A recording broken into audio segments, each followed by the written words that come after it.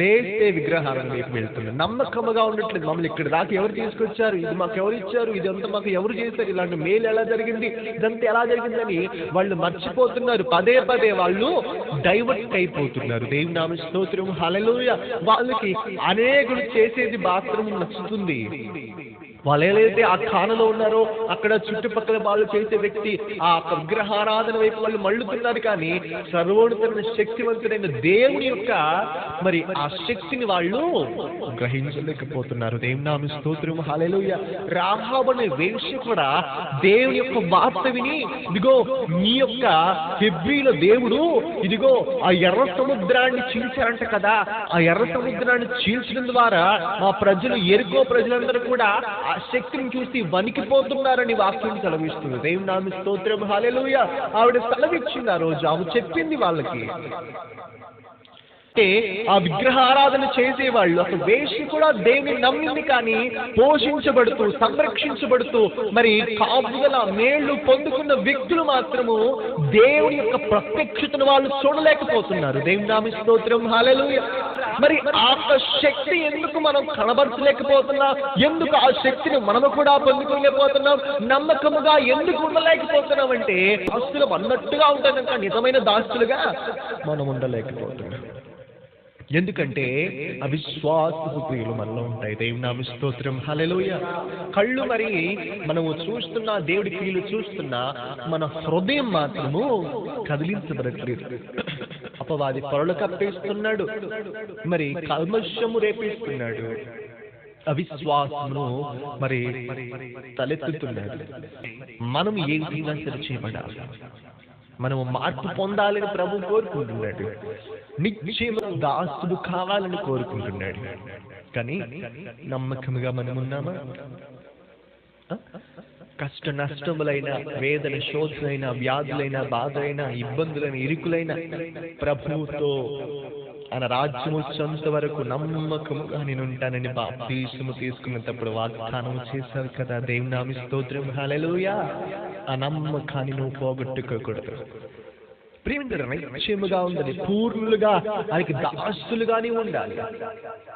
ఆ వాగ్దానాన్ని నువ్వు చేసావని ఎదుట క్రీస్తు సాక్షిగా క్రీస్తు మహిమను నేను చాటుతానని, క్రీస్తు సాక్షికి మమ్మ నీ బ్రతుకుందా, క్రీస్తు సాక్షిగా నీ ప్రవర్తన, నీ ఆలోచన విధానము, క్రీస్తు వైపు, క్రీస్తు కార్యములు, క్రీస్తు యొక్క ఆలోచన విధానము, క్రీస్తు హృదయము, క్రీస్తు ప్రేమ, క్రీస్తు క్షమాగుణము, సంపూర్ణత, పరిశుద్ధత చేర్చి మనలో ఉండాలి కదా.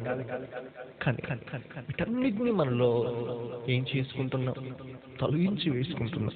లోకమే మనకు కనబడుతుంది, మన కళ్ళెదుటి కనబడుతుంది, కానీ ఆత్మ సంబంధిగా నీ ఉంటే దేవుని కార్యాలను చూసేవాడుగా ఉంటావు. దేవుని నామ స్తోత్రం, హల్లెలూయా.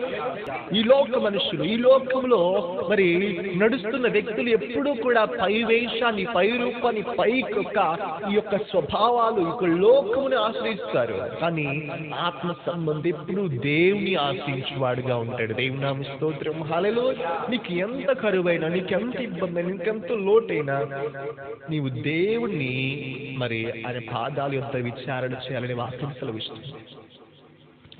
నీకు ఎంత ఇబ్బంది అయినా సరే నువ్వు ముందు దేవునికి ప్రథమ స్థానం ఇవ్వాలి. దేవుని నామ స్తోత్రం, హల్లెలూయా. ఆ ప్రథమ స్థానం, ఆ ఇచ్చే యొక్క స్థానము దేవుడికి ఇష్టం. నువ్వు ముందు ప్రిఫరెన్స్, ప్రాధాన్యత దేవుడికి ఇస్తే అని నిన్ను అధికముగా ఇంకా ప్రేమించేవాడు. అంటే మొదటిగా నీవు నాకు ఇవ్వాలి. నువ్వు ఎందుకు లోకం వైపు చూస్తున్నావు?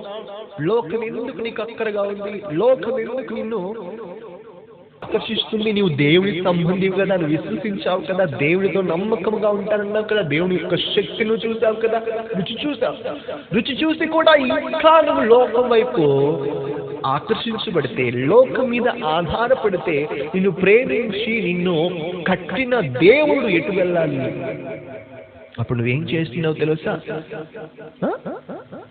విశ్వాసఘాతకుడిగా ఉన్నావు, మోసగాడిగా ఉన్నావు. దేవుని నామ స్తోత్రం, హల్లెలూయా. ప్రియమిత్రుడా, ఈ మోసం అనేది మరి ఒక కుయుక్తితో వస్తుంది. ఘట సర్పం ఉంది, ఆది సర్పము అంటారు.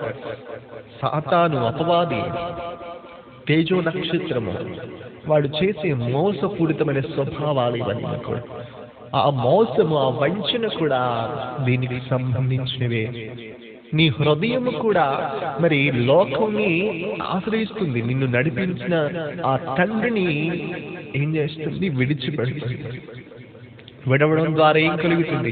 ఆయనకు దుఃఖం కలుగుతుంది. నిన్ను అనేక సార్లు పరీక్షిస్తాడు. నిన్ను ఆయన అనేక సందర్భాల్లో హెచ్చరిస్తాడు. అనేక వ్యక్తుల ద్వారా, ప్రవచనాల ద్వారా, లేకుంటే అనేకమైన వాగ్దానాల ద్వారా, ఉపదేశాల ద్వారా దేవుని హెచ్చరిస్తూ ఉంటాడు. పలు విధాలుగా అని హెచ్చరిస్తూ ఉంటాడు. కానీ నీవు మాత్రము ఆయన వైపు చూడలేదంటే, ఆయనతో నడవలేదంటే, ఆయనకు నమ్మకమైన దాసుడిగా నీవు ఉండలేకపోతే, మరి ప్రభు నిన్ను శిక్షించువాడుగా ఉంటాడు. దేవుని స్తోత్రం, హల్లెలూయా. ప్రేమితుడురా, చూస్తాడు ఆయన సహనాన్ని మనం ఎప్పుడూ కూడా పరిపాలించకూడదు. నీకు ఎంత కష్టం వచ్చినా ఆయన మీద నీ భారాన్ని మోపు అంటున్నాడు. మనము మోపువారిగా ఉండవు. వాటిని మన ఎత్తనే పెట్టుకుని మనమే మోస్తాం. రేపెట్టా, ఎల్లుండెట్టా, ఎప్పుడెట్టా, ఇట్లా. కానీ నీ భారం నా మీద మోపొచ్చు కదా. నేను నీకు సమస్తముని నడిపించేవాడిగా నేను ఉన్నాను కదా అంటే. కానీ మనం ఏం చేస్తామంటే, అపవాది మనలో కల్పించి ఒక స్వభావం, ఆలోచన, భ్రమ ఏంటంటే, నీవు పాపివి, నువ్వు వేషధారివి. కానీ దేవుడు ఎప్పుడు కూడా నువ్వు ఒప్పుకో, ఇంక చేయవాకు అంటాడు. కానీ నువ్వు పదే అదే పాపాన్ని వసించుకుంటూ చేస్తూ నడుచుకుంటూ వెళ్ళిపోతున్నావు. కానీ నువ్వు ఎప్పుడూ కూడా ఒకసారితో ఒప్పుకుంటే సరిపోద్ది, ఇంకా చేయకుండా.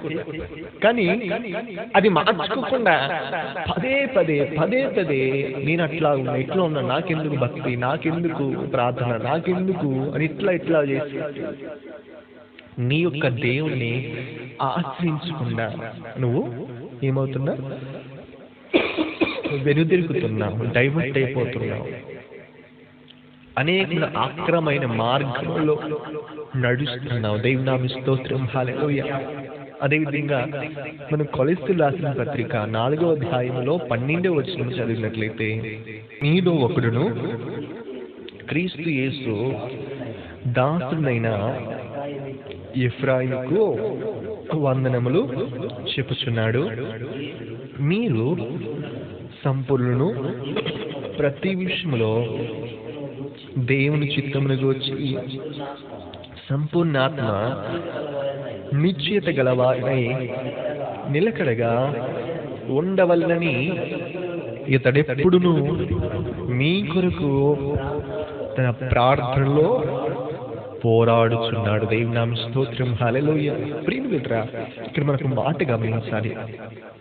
ఏమంటున్నారంటే, మీరు సంపూర్ణులను, ప్రతి విషయంలోనూ దేవుని చిత్తమును గూర్చి సంపూర్ణాత్మ నిశ్చయత గలవారునై నిలకడగా ఉండవలనని అంటున్నాడు. అంటే ఇక్కడ మనము ప్రధాన అంశాలను మనం చూడాలి. సంపూర్ణులను అంటే, సంపూర్ణంటే వేషధారణ, అవిశ్వాసము, అబద్ధము, లోకానుసారమైన ప్రవర్తన ఏమి లేకుండా ఫుల్గా అనమాట, సంపూర్ణముగా, నీలో ఎలాంటి అపవిత్రత లేకుండా. ప్రభు ఏం కోరుకుంటున్నాడు? సంఘములో ఉన్న ప్రతి ఒక్కరు కూడా సంపూర్ణులుగా అన్నమాట.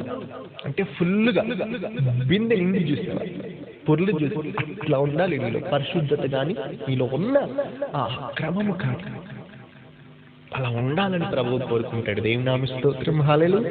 ప్రతి విషయంలో దేవుని గురించి, దేని గురించి అంటే ప్రతి విషయంలో మనం చెప్పుకుంటాం కదా, మనం ఏం చేసినా దేవుని అడగాలి. దేవుని స్తోత్రం, హల్లెలూయా. దేవుని గురించి, ప్రతి విషయంలో దేవుని గురించి పూర్ణాత్మ నిశ్చయత గలవారుడై ఉండాలి. దేవుని స్తోత్రం, హల్లెలూయా. దేవుడి గురించిన ప్రతి నిశ్చయత, ఆత్మలో కానీ అంటే నమ్మకత్వంలో నిశ్చయత, నమ్మకం.